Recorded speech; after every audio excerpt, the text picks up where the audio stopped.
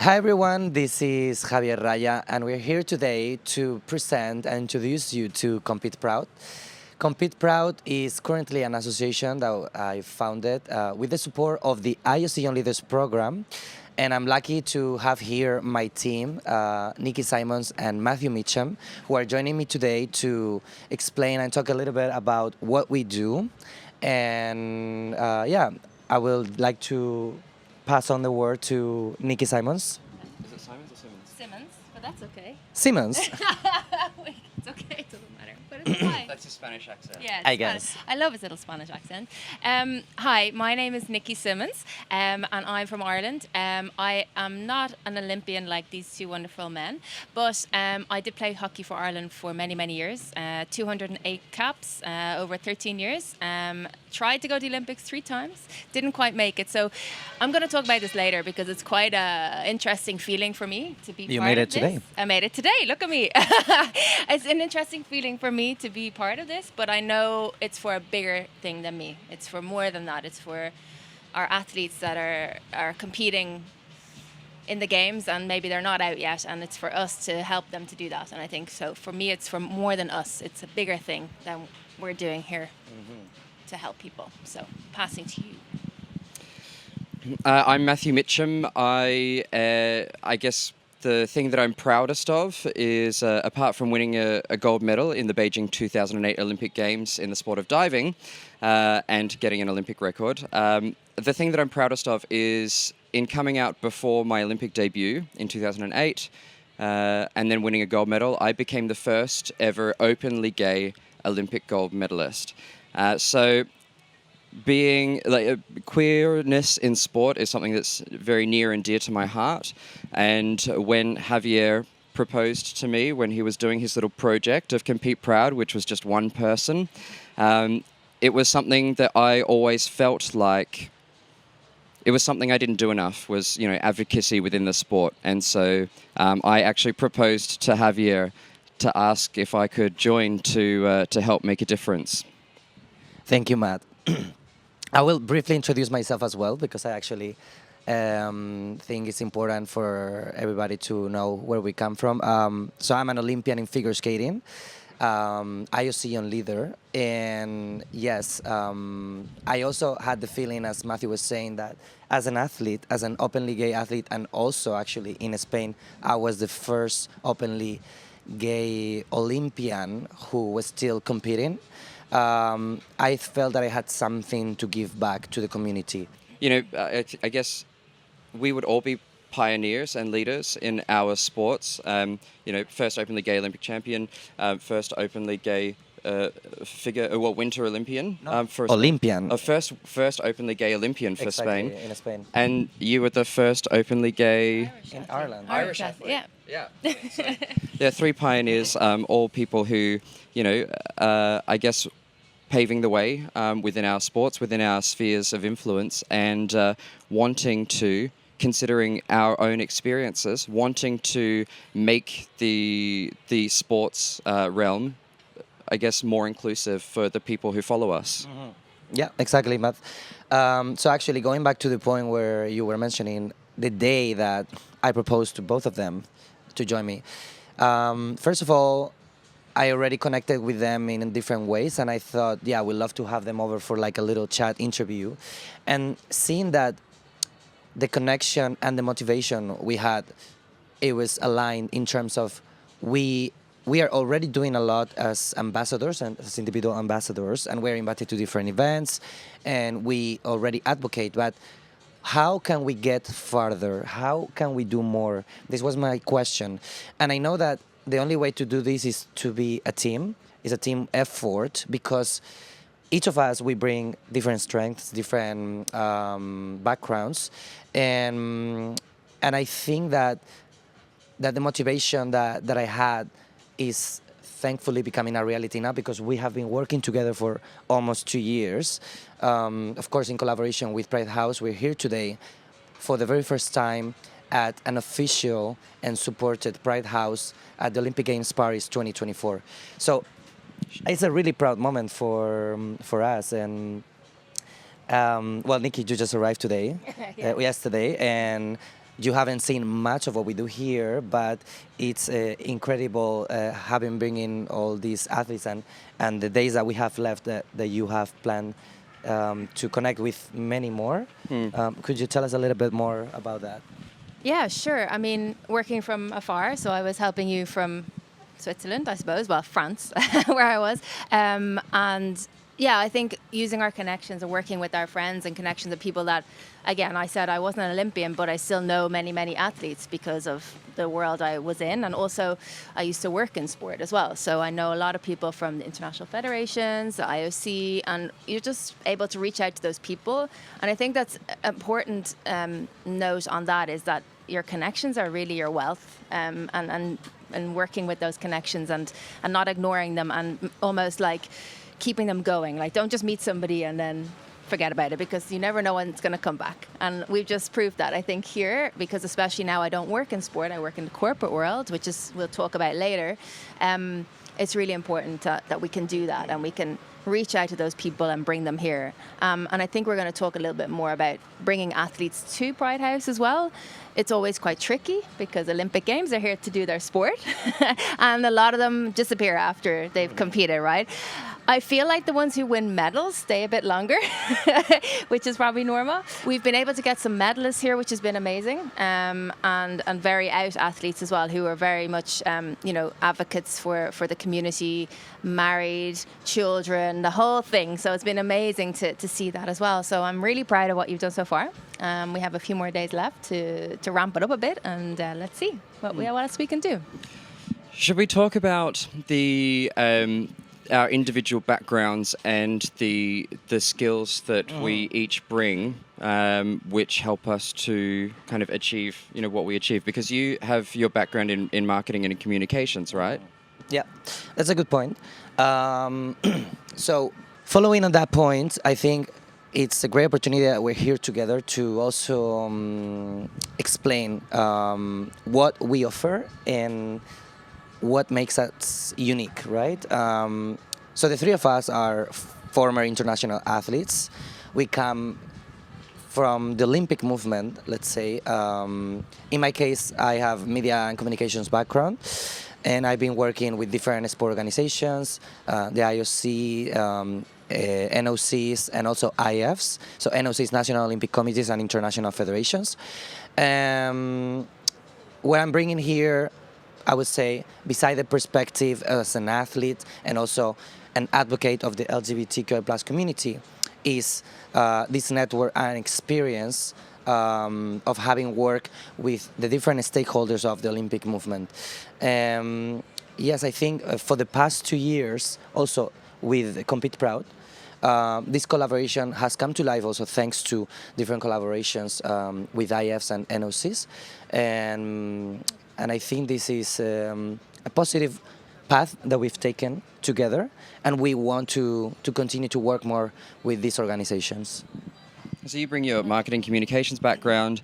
I bring an education background, so I do a lot of education around diversity, equity and inclusion, both in the corporate space and in the sports world. I run workshops on behalf of the Australian Institute of Sport. We run, no? We run, yeah.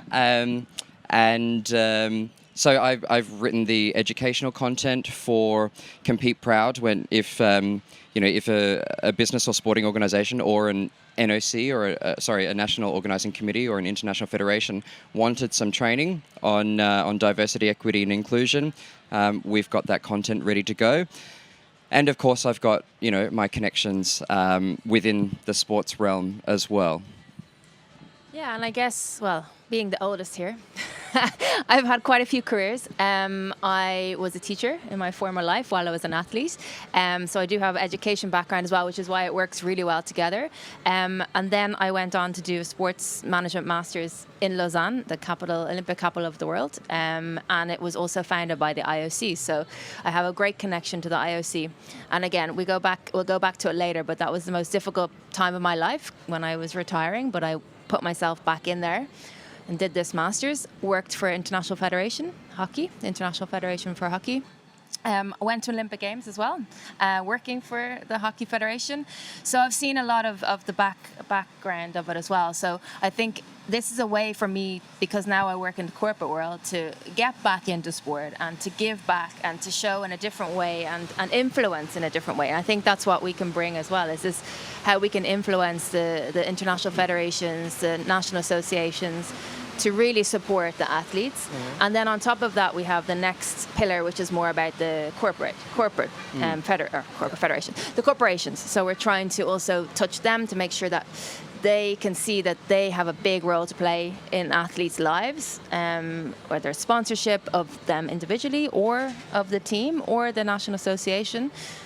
They really have an important role to play to help athletes to feel more comfortable to be themselves. So we'll need to touch more on that later. Yeah, and I feel like your corporate background has really come out a lot, particularly in the last 6 months, as we have been pitching to partner with Pride House, because and I guess my work in the last 5 years in the sales area has really come in handy in business development, I guess, and like reaching out to all the athletes to actually get them here. And you have been making connections with all of these people at higher levels to talk about funding and sponsorship and all that sort of stuff. So it's quite a rich diverse range of backgrounds that we each bring to make this project work. Yeah, a reality. And actually today is, as we were saying, is one of the proudest moments for us. We're here together and we are seeing the work paying off. And this last weekend we organized 2 amazing roundtables with Olympic medalists, and it was it's been something unique. We did this in collaboration with Olympics. We talked about diversity, equity, and inclusion in sport. We talked about the work that we still have to do for the community, the representation, visibility, and continuing on that point, I think altogether what we do, the three of us, is a bridge between the many LGBT associations and LGBT sport organizations that there are that organize sport events for the community, and bridge this with the Olympic movement, with international federations, national Olympic committees, sport organizations, that in a way, up to today, we see that they're very far apart. We always talk about how the decision makers are the big organizations and international federations, which in the end, then on the other hand, we have the LGBT associations who are pushing forward and stepping up the conversation about LGBT rights and advocacy, and how up to today we're still really far apart from working together. And this is something that we also want to move on forward, not just working with the athletes, but also working with sport organizations. We need to keep advancing on LGBTQI+ issues, and we need to really move forward with how we can implement and be part of certain strategies. So as we were talking about, we have the athletes, advocacy, and ambassadors that we work with. We have the sport organizations, we have corporate. An example, recently actually in the Pride, Madrid Pride, we were working with Allianz, and we were invited to be on the float. So that was a really cool experience, and I think this type of events that we are getting involved is with what is giving us visibility, and in a way we are able to bring a project to a reality. Yeah. Shall we talk about what we have done here specifically, and what our vision is for the future, not just for the next 2, 4, 8 years? The next Winter Olympics, the next Summer Olympics. Yeah. That's great. Maybe you want to... Do I want to start? Yes. First of all, though, I had a question for you, Matt. Oh, yeah. Because we've been asking a lot of questions before we get into that. You have. A force of habit. Yeah. It's like you're part of this too. How did it feel to come out? Was it when you were an Olympic gold medalist? Did you do it before you came out? So, what did you feel like? Any pressure from? I'm trying to get back into this sort of corporation federation part that athletes feel they can't come out because they might lose their sponsor. Blah blah. Did you feel any of that? And that's what I wanted to bring to the table. Yeah. So, and it's a really interesting question, and it's something that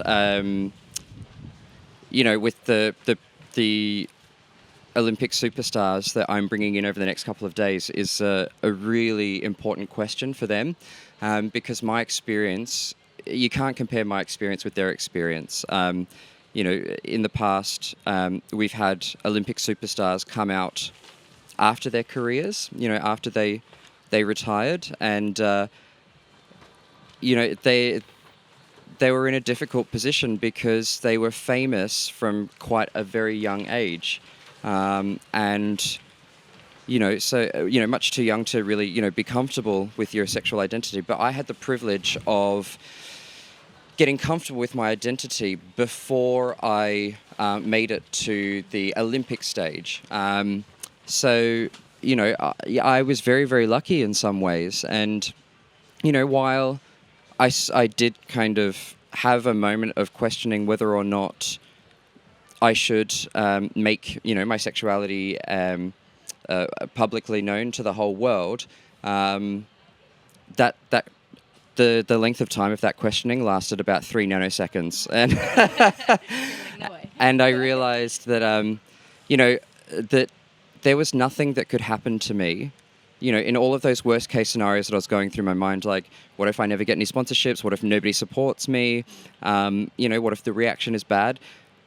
None of those compared at all to the feeling of like, well, what if I do very well and I'm going to have to come out again at some stage to the world, with all of the world getting to know me as one thing, which is not me, and then having to do that thing that made me feel so stuck as a teenager and go, actually, I have to tell you the truth. I feel like I've been deceiving you in some way. So it was actually, I feel so blessed to, to have been able to come out to the world before I, before I won my Olympic gold medal. But this is my point, right? So this is the point. So you came out before you won your medal. Yeah. Do you think that means that you were, it's like work, right? You're giving your 100%.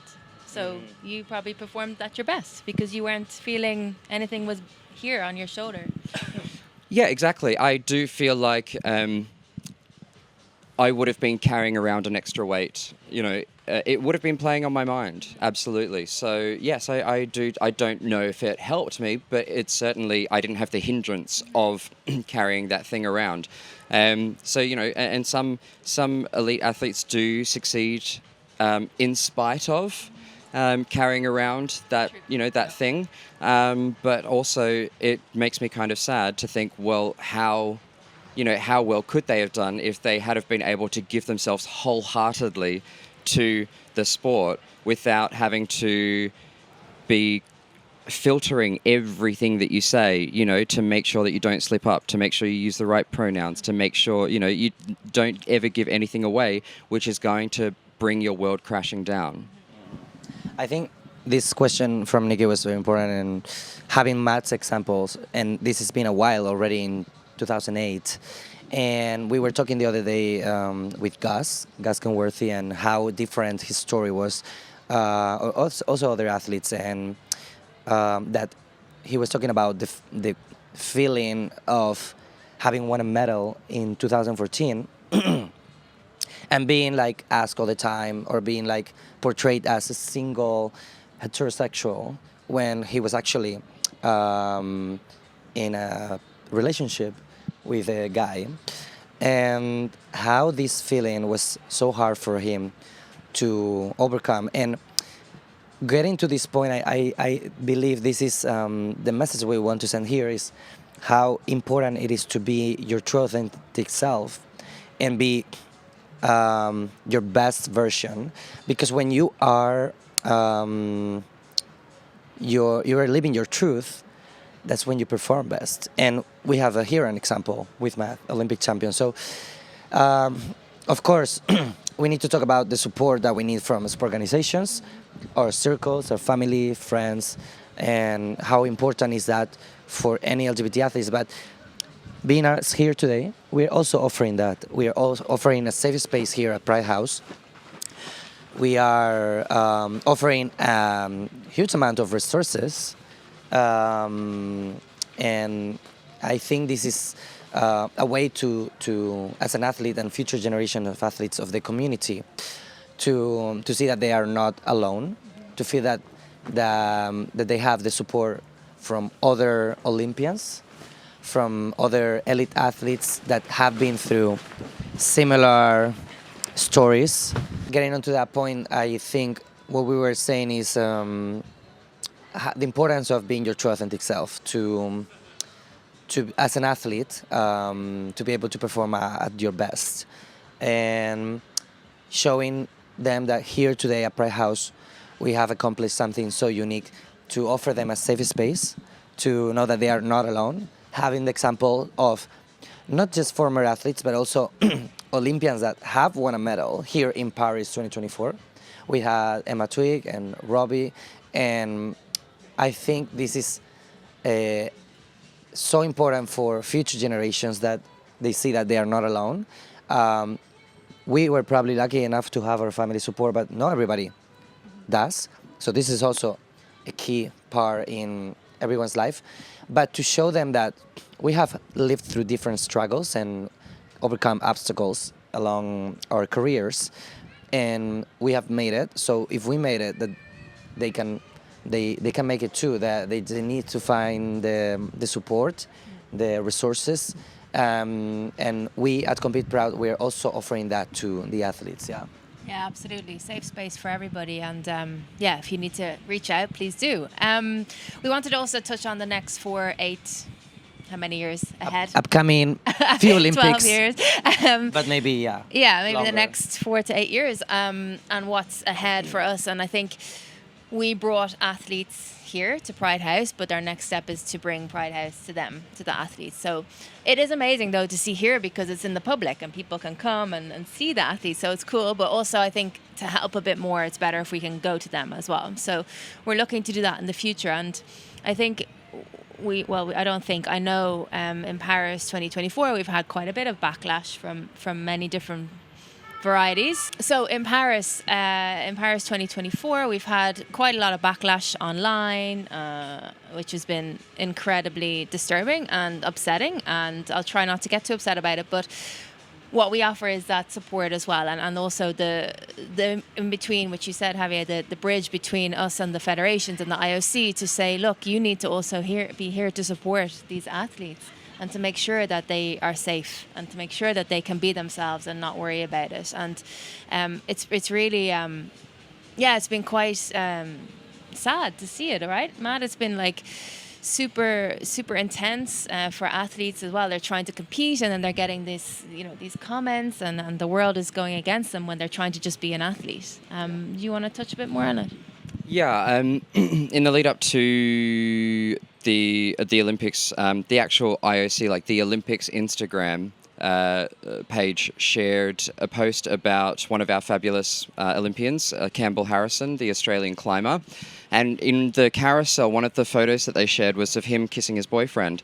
And the amount of vitriol and hatred that one post got just absolutely blew my mind. And I made the comment on that page, and on my own pages as well, that the amount of hatred that one post got is 10 times more homophobia than I got in my entire career. And I kissed my boyfriend on camera too, like after I won my medal in 2008.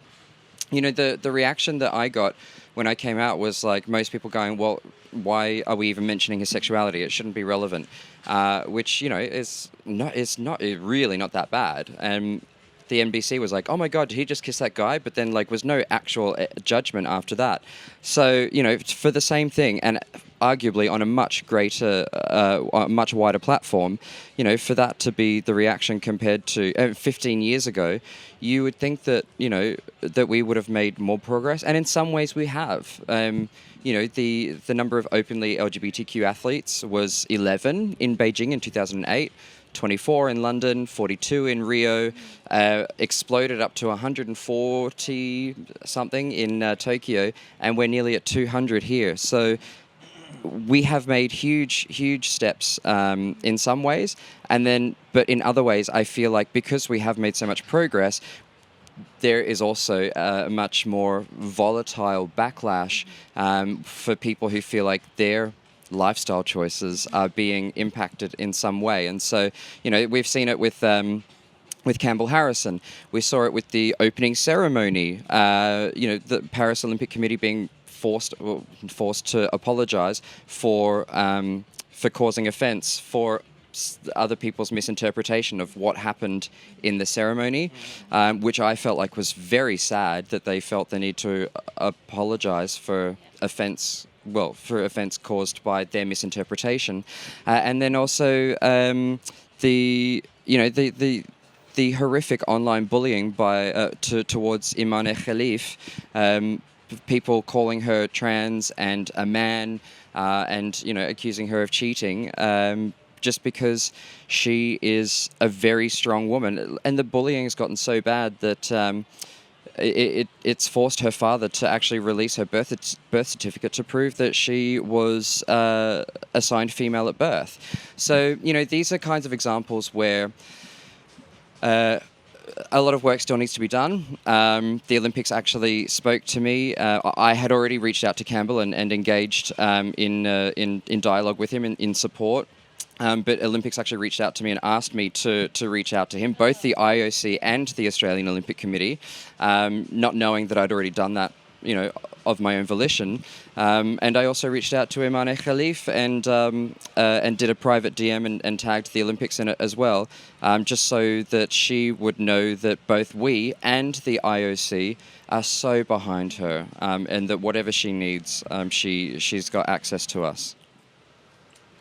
Absolutely. So, total diversity and inclusion and equity for all, right? It's not just about the LGBTQ plus community, as this case is. It's a female athlete, but because the backlash is touching on the community, then we need to support as well. So again, the LGBTQ plus community supports everybody, huh? I think what I would like to bring here is a little bit more on a positive note. Also, what I want to mention now that we're here in Pride House. The Olympic Games Paris 2024, we can say that has accomplished something incredible.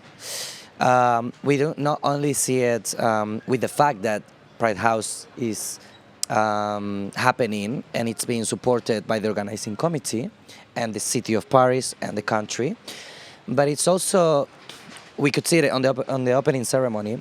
I could see yesterday at Champions Park having voguing in the middle of the show, having queer people performing, having the Pride House here with an amazing space and fan zone with the stage, having shows every other day. So I think what we can say is that Paris 2024 has been so far a very diverse and inclusive Olympic Games. Is a milestone for the Olympic movement, and we are here lucky enough to live through these best moments that we have come from other Olympic Games, and we could have never imagined to have had this. So I think what we also want to look into and continue on that point is how we as Compete Proud look to the future, look to the upcoming games. We have Milano Cortina in 2026. We have LA in 2028. We don't need to go farther, but with these two winter and summer editions, upcoming editions, we want to do more. We want to continue growing as a team, and we want to work closer with the sport organizations, IFs, NOCs, and organizing committee. So we have some plans. Yeah, and it's not about just the Olympic Games, right? It's about in between. You know, all that work goes for the athletes in between the games. The games is just a show, right? So it's a lot of work in between. So we're going to do a lot of that while we're in between, especially it's 2 years because you've got winter and then summer. So, but there's a lot of work to do, and I think we're ready for it. I think this has been a massive step for us. It has shown us what we can do, and it can show us that what we can show to others of all the things we can do. And just touching what you're saying there, I think for me and seeing the amount of queer people around and the opening ceremony and everything, seeing the amount of queer representation, I think for me that's the key word. It's representation, right? It's not that we're here. There's no agenda. There's no queer agenda. It's representation. It's for the next generation to see that they can be there as well. It's for everybody. It's not just for straight people, right? It's for everybody. It's for the queer community. It's for every single part of diversity and inclusion. Yeah, we include our allies. We supporting, like we said already, we're supporting athletes who have been bullied for other reasons. We're here supporting everybody, and that's the one thing that we want to show. It's not just for the queer community. It's for everybody. Yeah, I think touching on that point, having the perspective of not being just for the LGBTQI plus community, but we really need allies. We need everyone to support us and to keep advancing on our rights, on equality, equity, inclusion, all these words that we hear all the time. But if we really look into it, it has a very important meaning. And we need to keep working on it. Yeah, and it's about finding the right people to complement to complement our own skills to have the greatest impact. And Pride House already does such a wonderful job at providing a safe space for queer and straight people to actually participate and watch the Olympics in a safe space. And the one thing that they're that where our strength is to bring that visibility to the athletes themselves, where lots of other organizations that might be their shortfall. And I think we've done, especially with all of the interviews that we've done here and the connections that we've made, it's not it's connecting with the athletes, it's having that visibility. I think some feedback I've had from athletes is that Pride House has never been so visible before, and even if they haven't had the chance to actually get here, they have still felt like, wow, it's really around, and that feels really special to them. So, we want to capitalize on the movement, the momentum that we've already gained, and really improve that visibility and take it even further going forward. Yeah, I think that's a great point to wrap up probably the conversation we've had today. We look forward to the future upcoming games, to other events, to continue working every day, not just during the games, but throughout the year. And this is the same as when you talk about having Pride on the month of June. Mm-hmm. It's not just the month of June. Pride is all year round. And for us, working on inclusion and in sport is for us an everyday job that we do, that we advocate for, that we believe in, that we have a motivation. And yeah, I want to thank you both, because I think this is a really great moment to congratulate us, to have accomplished this moment, to have invited all these athletes to connect with the different stakeholders, and I think we can call it as a kickoff point to many more incredible moments that we can live together and achieve in the future. If you want to say something to wrap up to the audience. Thank you for listening.